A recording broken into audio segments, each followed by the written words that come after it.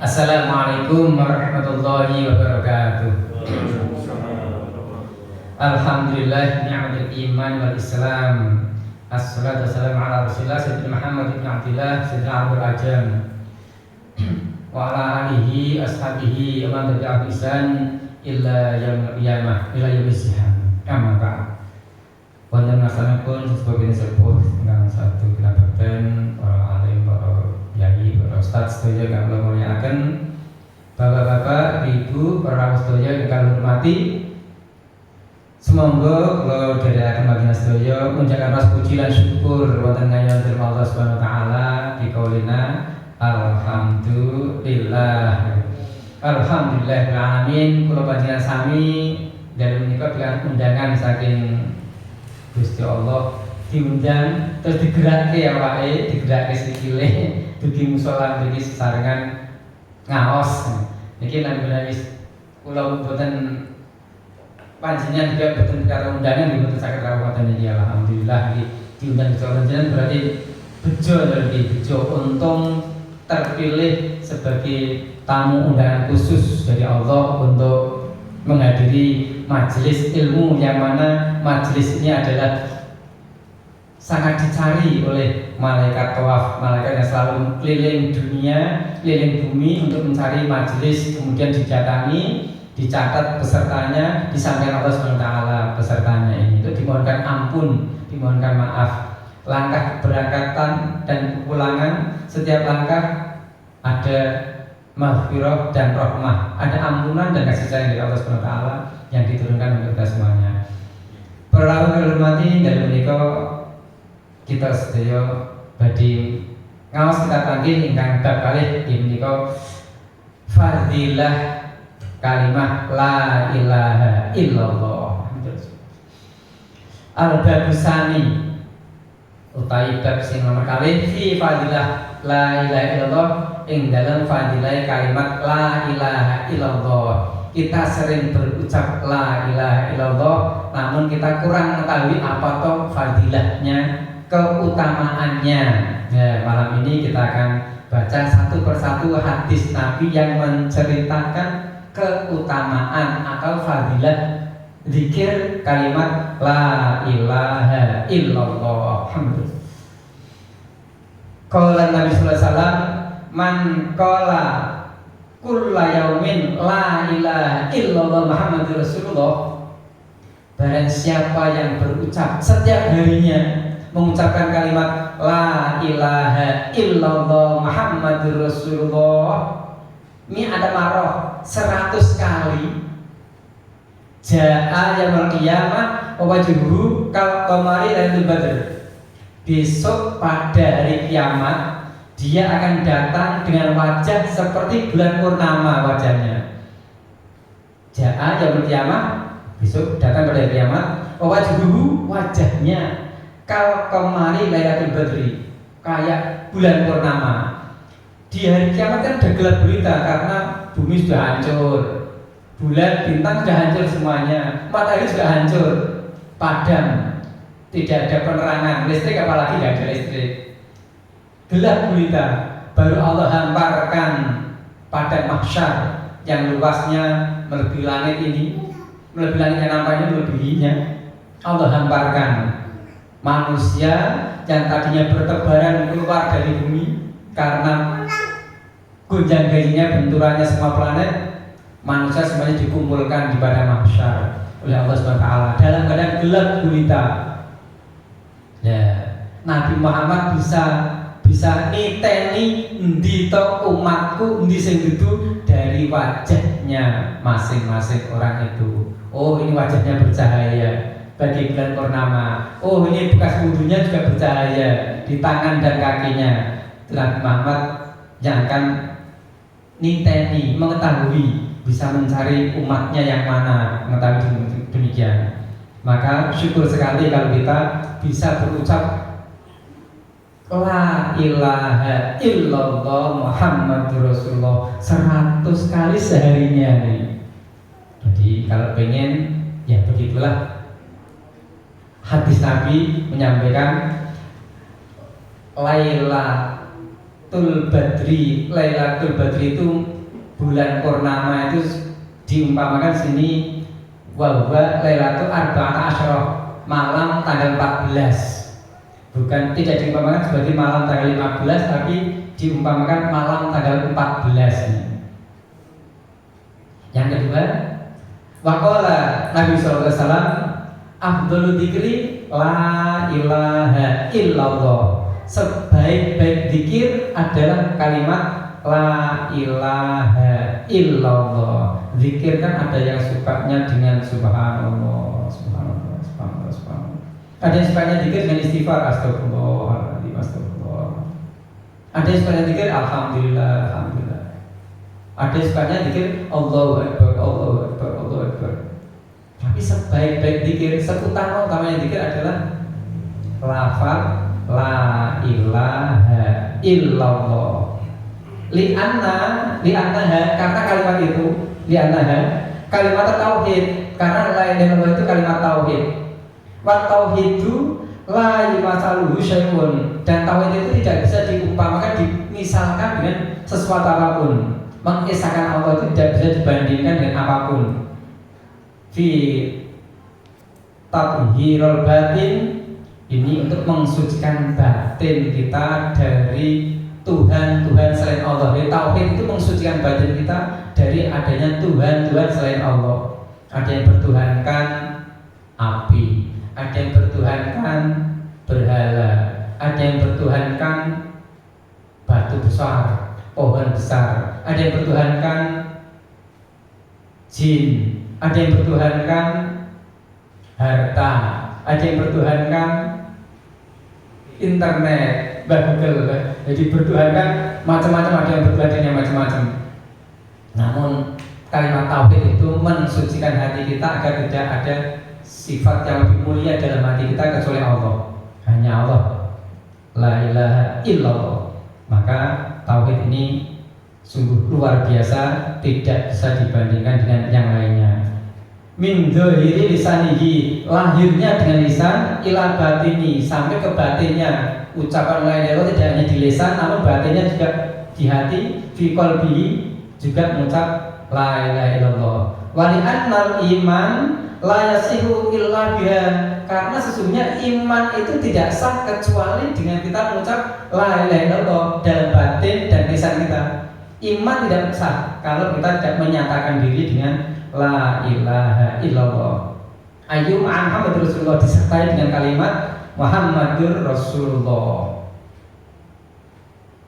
Rangkaian hadis ini, afdhalul dzikri la ilaha illallah wa afdhalud du'a alhamdulillah, dan sebaik-baik doa adalah berucap alhamdulillah.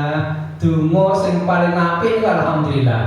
Wis alhamdulillah kowe itu paling apik. Alhamdulillah, alhamdulillah, alhamdulillah, afdhalud du'a alhamdulillah. Ya, karena doa kita tidak akan sampai pada Allah kalau tidak diawali dengan alhamdulillah. Memuji Allah dulu. Kalau seperti kita mau minta pada sesuatu, pada atasan kita, minta sesuatu pada orang tua kita puji-puji dulu, ngelem-ngelem se, dilem-lem se, diape-ape. Nah, terus kecekel atine nembi nembung nyuwun nembung minta sesuatu. Setelah kita ngelem-ngelem bono dulu, muji-muji dulu, nyanjung-nyanjung dulu. Ya Allah disanjung dengan alhamdulillah, alhamdulillah dulu. Itu baru mulai minta sesuatu. Dan alhamdulillah itu saja sudah menandakan kita bersyukur pada Allah. La in syakartum la azidannakum. Kalau kita sudah bersyukur pada Allah, Allah akan menambah nikmatnya. Allah akan tahu apa kebutuhannya. Jadi kita hanya beralhamdulillah, Allah sudah tahu kebutuhan kita. Nanti Allah akan memberikan apa yang kita butuhkan. Bahkan Allah lebih tahu daripada kita sendiri kebutuhan kita itu. Nyatanya, buktinya kita tidak pernah minta, ya Allah, aku minta oksigen hari ini untuk bernapas, Allah kasih. Kita nggak pernah minta, ya Allah, aku minta bisa berkedip hari ini, nyata Allah kasih, bisa berkedip. Allah lebih tahu kebutuhan kita. Kita nggak pernah minta, Allah lebih tahu. Maka doa yang paling utama adalah alhamdulillah, afdhal. Li'anna doa ibarat an dzikri, karena sesungguhnya doa itu ibaratnya dzikir, sama dengan dzikir lah. Dibaca sama dengan dzikir. wa yatlubu minhu hajatihi, dan juga termasuk meminta hajat-hajatnya dikabulkan dengan zikir itu. Ini hadis ini diriwayatkan oleh Imam Tirmidzi, Nasai, Ibnu Majah, Ibnu Hibban, Al Hakim dari Jabir. Yang meriwayatkan hadis ini banyak sekali. Bapak Ibu yang saya hormati, Imam Syafi'i, Muhammad bin Idris Asy-Syafi'i, yang terkenal ulama besar Imam Mazhab Syafi'i, pernah bercerita bahwa beliau suatu hari pernah ngonangi uskup Kristen melakukan tawaf mengelilingi Ka'bah. Imam Syafi'i ngonangi mirsani uskup Kristen tawaf mengelilingi Ka'bah. Iki uskup terkenal, uskup Indonesia, uskup sana di negeri sana lah. Kok mentawaf di Ka'bah? Imam Syafi'i menyapanya, wahai uskup, kenapa engkau tinggalkan ajaran nenek moyangmu, kau kesini? Uskup menjawab, karena aku sudah mendapatkan yang lebih baik dari ajaran sebelumnya. Imam Syafi'i bertanya lagi, bagaimana ceritanya engkau sampai bisa pindah ke sini? Uskup itu bercerita, mantan uskup itu sudah bercerita, suatu hari saya melakukan perjalanan naik kapal. Entah kenapa, nggak tahu saya, tiba-tiba kapal itu pecah dan saya berusaha menyelamatkan diri dengan memegang papan yang terlepas dari kapal itu. Saya terombang-ambing oleh ombak di tengah lautan berhari-hari. Namun akhirnya saya terdampar oleh ombak sampai saya terbang ke sebuah pulau yang tidak ada manusianya di situ. Sebuah pulau kecil, ada tumbuhannya, rimbun, namun tidak kujumpai manusia satupun. Saya berusaha mencari tanaman apa, buah apa yang bisa kumakan di situ, karena saya sudah beberapa hari terbang di tengah lautan dengan sebuah papan tadi. Kutemukan satu buah yang manisnya melebihi madu, yang lunaknya melebihi keju. Lezat luar biasa menyambung kelaparan saya ini. Dan di situ juga mengalir air sungai yang sangat jernih airnya, tawar rasanya. Aku minum dengan air sungai itu. Dan saya berusaha untuk bisa selamat itu. Dari situ saya juga mikir-mikir, bingung. Dia bercerita, aku takut ketika malam itu tiba. Rasa takutku muncul ketika malam tiba. Aku harus menyelamatkan diri. Aku takut kalau ada binatang buas atau apa yang akan menyakitiku, sehingga aku berusaha menyelamatkan diri. Aku manjat pohon, kemudian aku selamatkan diriku di atas ranting pohon dengan mengikat tubuhku ke batang pohon itu agar aku selamat tidak jatuh. Ketika aku sedang berada di atas pohon, terdengar di telingaku suara zikir, La ilaha illallah Muhammadur Rasulullah. Berkali-kali itu terdengar, makin lama makin keras, makin lama makin dekat suara zikir itu. Kulihat ada makhluk yang keluar dari laut mendarat ke pulau ini. Makhluk yang zikir itu tadi saya perhatikan, wajahnya mirip manusia, bentuk kepalanya mirip burung kasuari, kakinya mirip kaki unta, ekornya mirip ekor ikan. Karena aku takut melihat binatang aneh itu mendekat, aku turun dari pohon, lari menjauhinya. Saat aku lari menjauhinya, binatang itu memanggilku, mau kemana kau? Kalau kau lari kau akan binasa. Jika kau pergi lari kau akan binasa. Saya tambah takut, sehingga saya berhenti. Binatang itu mendekatiku dan menanya, apa agamamu? Aku jawab, Nasrani. Kau tersesat, kau salah pilih. Engkau sekarang berada di pulau jin muslim. Jika engkau tidak muslim, tidak beriman, kau akan binasa di sini. Kalau kau gak beriman, gak muslim, kau akan binasa di sini karena kau berada di pulau jin muslim. Makin gemetar dan ketakutan. Gimana? Pikir-pikir aku harus selamat nih. Biar aku selamat, aku harus manut padanya. Gimana syaratnya supaya aku bisa masuk Islam? Syaratnya apa? Syaratnya engkau berucap la ilaha illallah Muhammadur Rasulullah. Baiklah, kalau begitu aku mau. Aku berucap la ilaha illallah Muhammadur Rasulullah. Aku masuk Islam. Dan kalau begitu, sekarang apa maumu? Setelah kamu masuk Islam, kau maunya apa? Mau tetap tinggal di sini atau mau kembali kepada keluargamu? Ditanya oleh jin tadi yang menyerupai binatang aneh itu. Saya ingin kembali kepada keluargaku. Baik, tunggu di sini. Sebentar lagi akan datang kapal ke sini.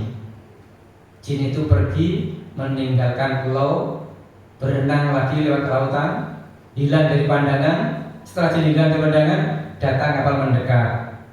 Ia pun melambaikan tangan dan mengikuti kapal itu. Begitu masuk ke kapal, di dalam kapal dijumpainya 12 orang Nasrani semuanya.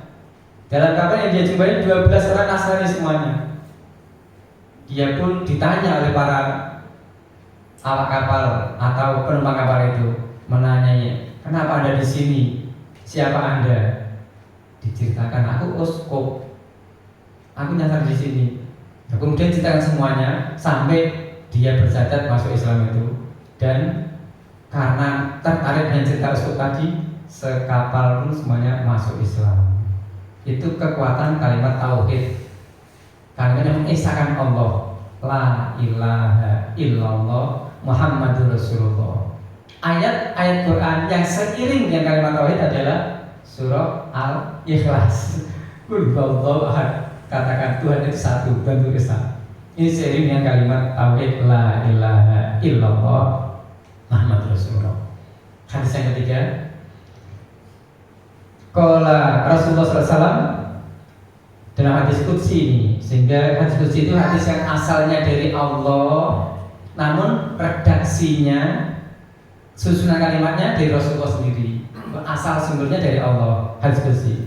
Qala Allah Ta'ala, la ilaha illallah kalami wa ana huwa man qalaha dakhala hisani wa man dakhala hisani amana min iqabi.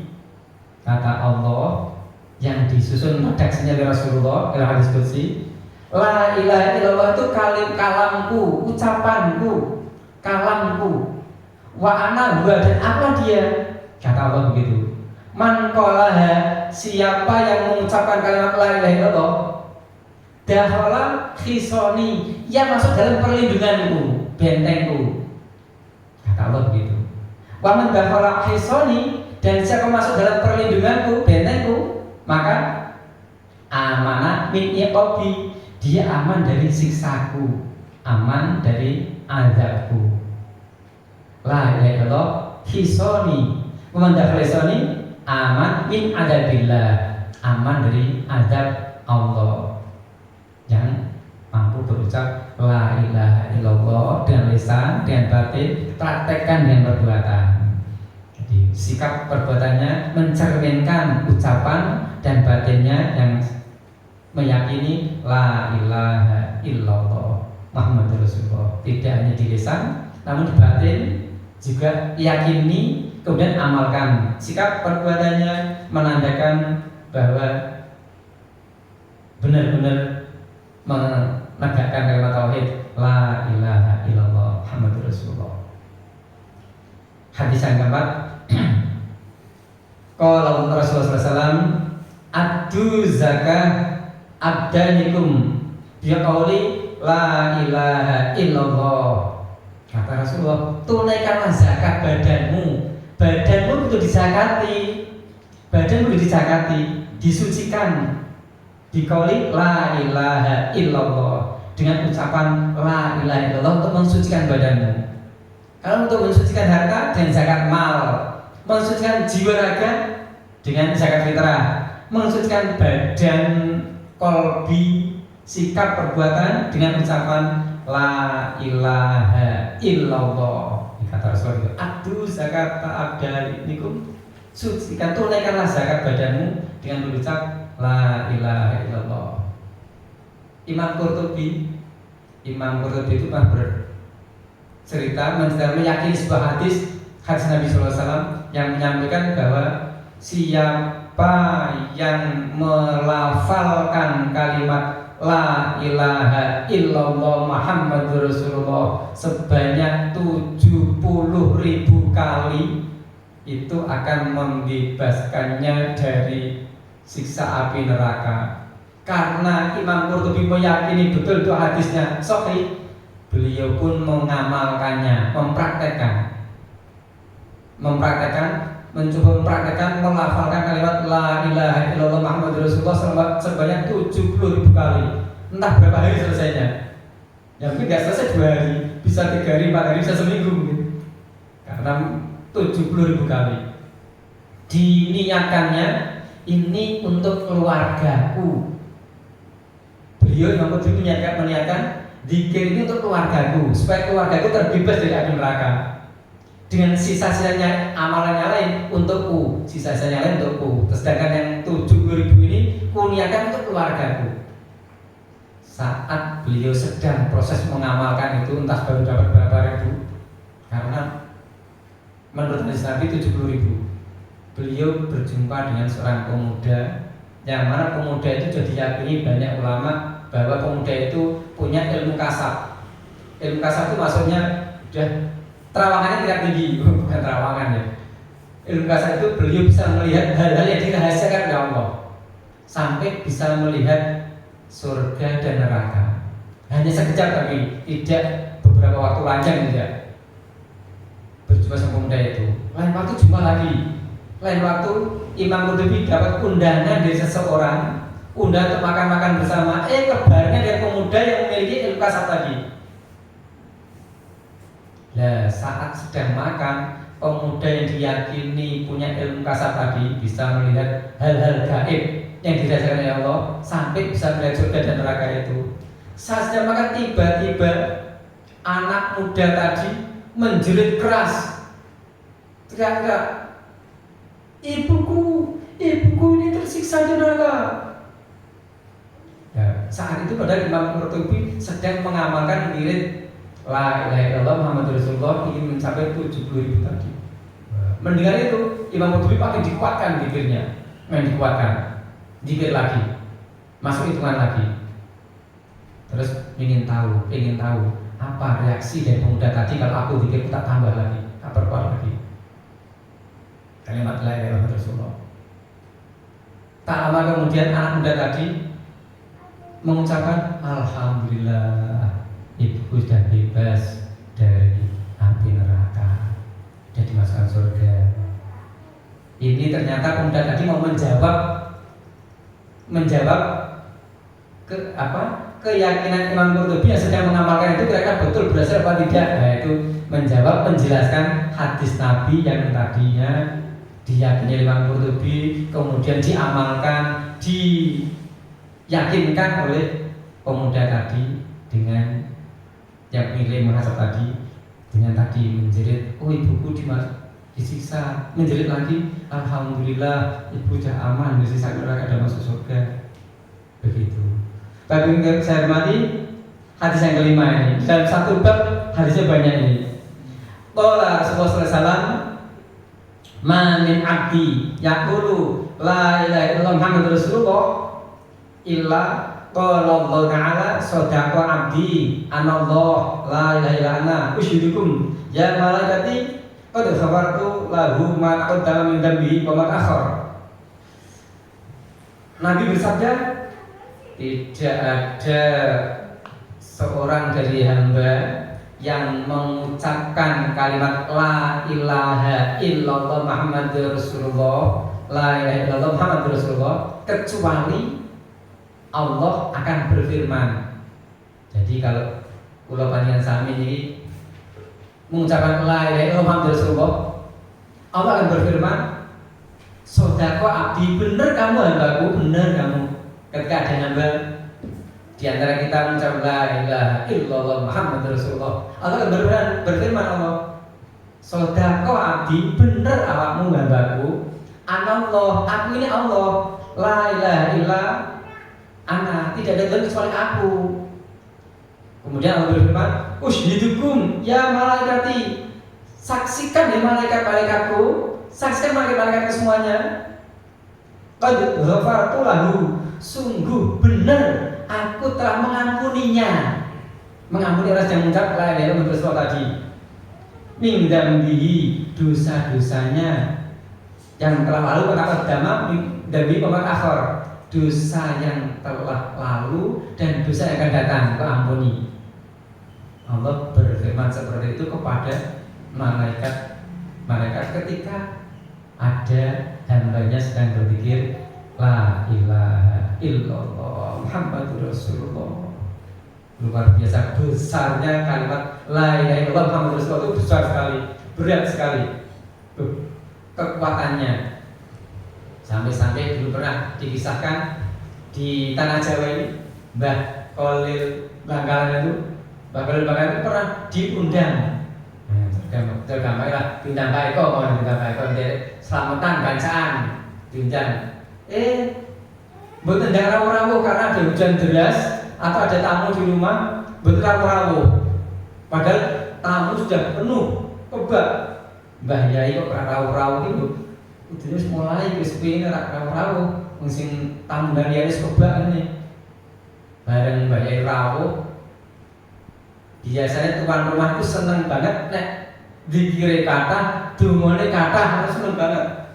Sing ngundang seneng banget, umpami Pak Eko kagungan hajat ngundang Mbah Pardi bareng ngundang Mbah Yai. Lah kok Mbah Yai ini kok mari donga kata, dikire kata, seneng sing ngundang. Alhamdulillah orno-orno. Lah kok jebule was niku Mbah Yai ndongane mau kalimat la ilaha illallah Muhammadur Rasulullah. Mau tentok, mboten suwe sithik tok, mung digodhok pun tinggal mundur. Kan rada kuciwa teman-teman. Karena tuan rumah kecewa, si Mbah Yai pun wali Allah. Kuwi wali Allah ngertos pembelane sing kecewa. Gandeng ngertos terus ngundang Mbah Yai, ngundang terus dulure diundang. Ini kowe duwe sapi piro? Timbangan sapimu sing paling gede, paling apik, paling gede. Timbangan kene, timbangan. Dan Mbah Yai wali nulis kalimat la ilaha illallah, ditulis di kertas. Terus bahasanya ditimbang, paling gede, paling apik ditimbang. Ganti saya gigi tulisanku timbangan. Jebis abot timbangane tulisannya Mbak Yai. Tulisan kalimat la ilaha illallah luwih abot timbang sapi sing paling gede, paling apik niku. Sekala abot. Ngene iki ya kalimat la ilaha illallah luwih mulya, luwih utama ketimbang sapi sing mbok beleh dituntun mau bacaan mau. Kalau utama kalau kalimat la ilaha illallah Muhammadur Rasulullah. Ganjarnya enggak ada kalimat la ilaha illallah iki timbang sedekah sapi mau. Karena kecewa tadi merasa diundang telat tekone dikirisi tok ngono tok, kecewa Yai wong wali kok krasa ngerti dan dibuktikan itu. Bapak Ibu dihormati, wonten hadis Anas bin Malik ini. Hadisnya lagi ya Allah, hadis sekarang ini. Hadis yang ke-5, yang ke-6. Qala Rasulullah SAW, man qala la ilaha illallah khalisan mukhlisan dakhalal jannah. Siapa yang berucap la ilaha illallah dengan murni, tidak ada rasa ujub sedikit pun, bangga aku bisa berlafazkan la ilaha illallah, tidak ada riak atau pamer sedikit pun, tidak ingin dipuji orang, dengan ikhlas betul, murni, ikhlas, kholisan mukhlison, maka dakhalal jannah, dipastikan akan jadi golongan ahli surga. Surga yang dakhalal jannah. Kalimat lain kalimat tauhid menyebabkan orang masuk surga. Karena ada tuh dulu zaman Rasulullah masih hidup, ada seseorang yang benar-benar kafir, belum masuk Islam. Begitu mendapat hidayah dari Allah, petunjuk dari Allah, saat terjadi peperangan antara kaum muslimin dan kaum kafir Quraisy, kok dia tiba-tiba masuk ke dalam pasukan kaum muslimin. Pasukan kaum muslimin pun heran, ini siapa ini? Kok ada pasukan orang aneh masuk ke sini? Siapa ini? Kamu siapa? Kamu pasukan musuh, pasukan kafir? Orang-orang tentara saya menanya gitu. Aku pasukan muslim. Menyatakan begitu, pasukan muslim. Jadi dia belum bersyahadat dari Rasulullah, belum bersyahadat, belum nyatakan dia masuk Islam, tapi dia hatinya sudah mendapat hidayah dari Allah, masuk dalam pasukan muslim, perang lawan orang kafir. Ketika ditanya, aku pasukan Islam, pasukan orang Islam. Berani orang kafir, dia meninggal, dia kalah, dia meninggal di pedang orang kafir musuhnya. Kemudian para sahabat tanya kepada Rasulullah, ya Rasulullah, ini siapa Rasulullah? Kok dia tiba-tiba masuk dalam pasukan kita? Rasulullah menyatakan bahwa ini ahli surga.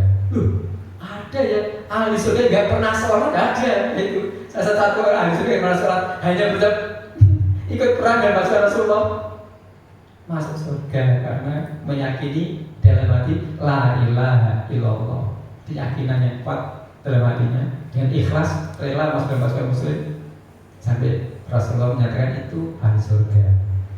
Karena tidak semua orang berjihad fisabilillah, berjuang melawan orang kafir itu ahli surga. Enggak, masing-masing beda-beda. Karena ada yang betul-betul niatnya membela Islam, ada yang niatnya agar aku disebut syuhada, pejuang, agar aku disebut orang yang mati syahid. Ada yang niatnya duniawi. Jadi gak semuanya pasukan Rasulullah yang ikut perang melawan orang kafir itu akan menjadi ahli surga, akan mati syahid, karena niatnya ada di dalam hati masing-masing berbeda.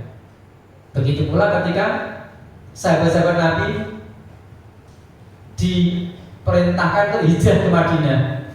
Ada yang hijrahnya betul-betul niatnya, aku pengen menikah dengan wanita Madinah, hijrahnya untuk mendapatkan wanita.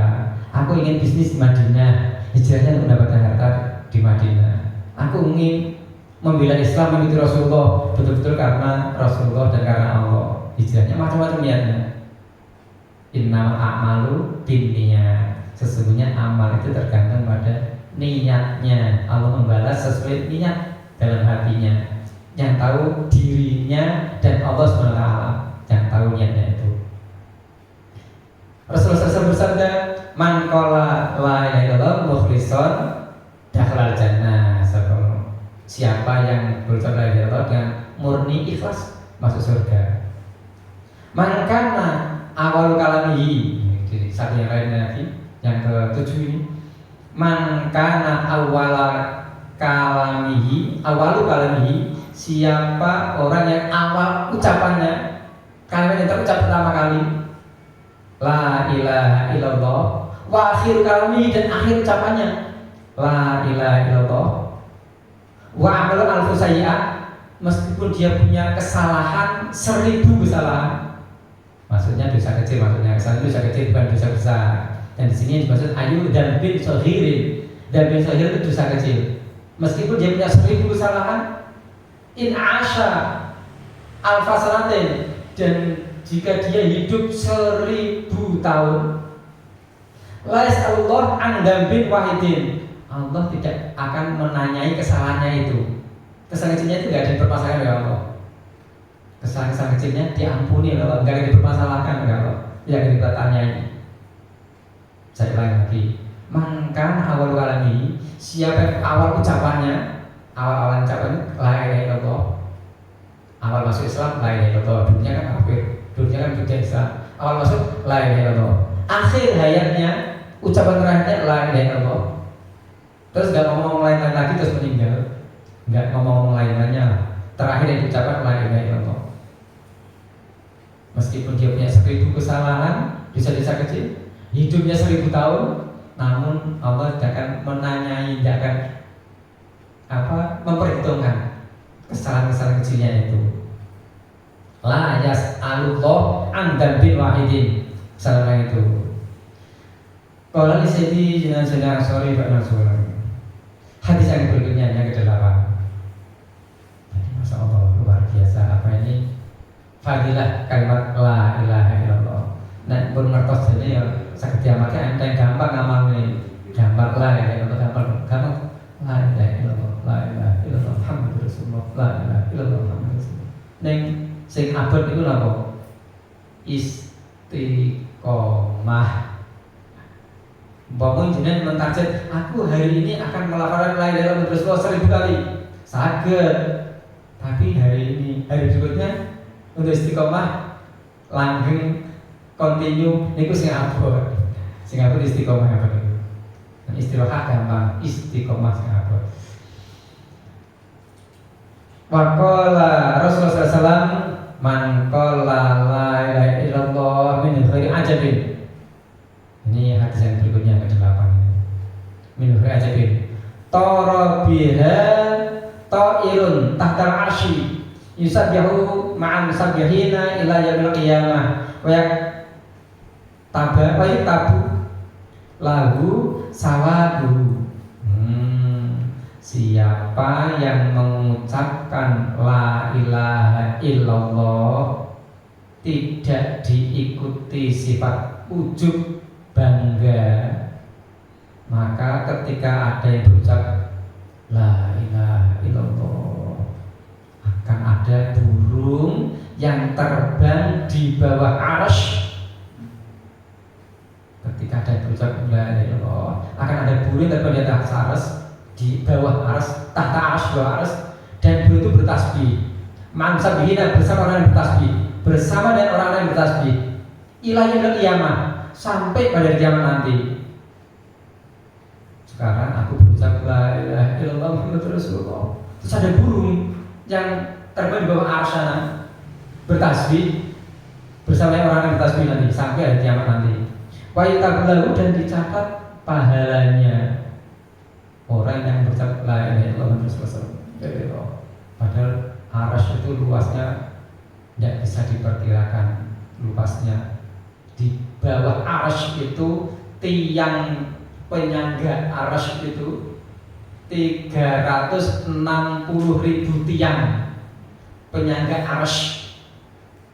Makhluk Allah yang namanya arsy yang gak tampak ini, penyangganya 360.000.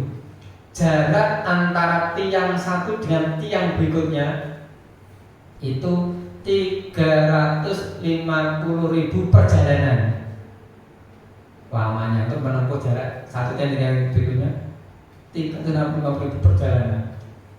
Tiap-tiap jarak antara tiang satu dan tiang berikutnya ada 12.000 padang pasir yang luasnya nggak terhitung.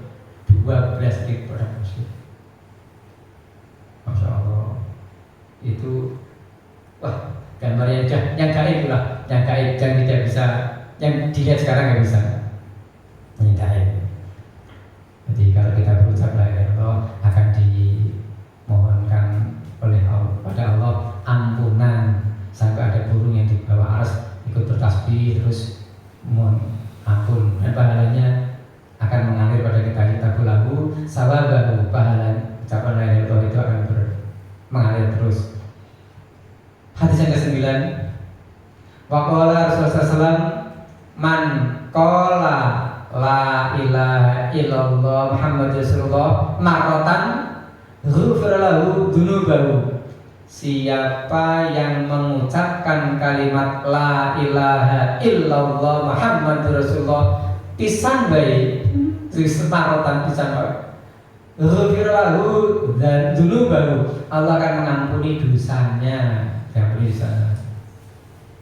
Wa in kanat ayatul kadunub misal zabatil bahr, meskipun dosanya itu seperti buih di lautan, kayak buih di lautan. Buih itu umpluk ya, tinggi laut yang berapa dosanya semacam itu. Waqala Nabi sallallahu alaihi wasallam dan hadis berikutnya lagi, idza maral mu'mini alal muqabili faqala la ilaha illallah wahdahu la syarikalah lahul mulku wa lahul hamdu wa ala kulli syai'in qadir wa hayyul la yamut biyadil khair wa ala kulli syai'in qadir nurul kal kubur kullaha wa khabara qailiha wa katabalahu. Apabila ada orang mukmin yang melewati kuburan, mengumpulkan kuburan, kok pas lewat mengucapkan kalimat la ilaha illallah Muhammadur Rasulullah, ditambah lagi la ilaha illallah wahdahu la syarikalah lahul mulku wa lahul hamdu wa huwa hayyun la yamut biyadil khair wa ala kulli syai'in qadir, itu Allah akan memberikan cahaya kepada penghuni kubur itu. Jadi yang biasanya gelap petang di kubur dipadani, tiba-tiba ada cahaya terang padam menyinari kubur, alam kuburnya. Allah menurunkan cahaya untuk penghuni kubur itu gara-gara ada orang mukmin yang lewat kuburan itu mengucapkan kalimat tadi la ilaha illallah wahdahu la syarikalah lahul mulku wa lahul hamdu yuhyi wa yumiit wa bahaya la yamut biyadil khair wa ala kulli syai'in qadir nurullah tilkal kubur kullaha wa ghafara liqaiha, dan memberikan ampunan kepada orang yang membacanya tadi.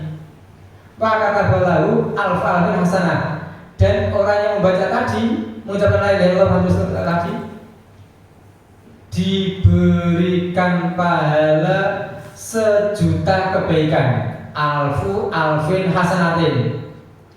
Wa rafa'alahu alfin darajat, dan Allah mengangkat derajatnya 1.000.000 derajat. Haitu anhu alfin sayyi'ah, dan Allah menghapus 1.000.000 kejelekannya. Alfin sayyi'atin, 1.000.000 kejelekan dihapus oleh Allah bagi orang mukmin yang tadi berzikir la ilaha illallah wahdahu la syarikalah pas lewat kuburan yang dikubur dipadani, dan yang mengucapkan diampuni oleh Allah, 1.000.000 dosanya dihapus, diberi pahala 1.000.000 kebaikan, diangkat derajatnya 1.000.000 derajat. Makanya ketika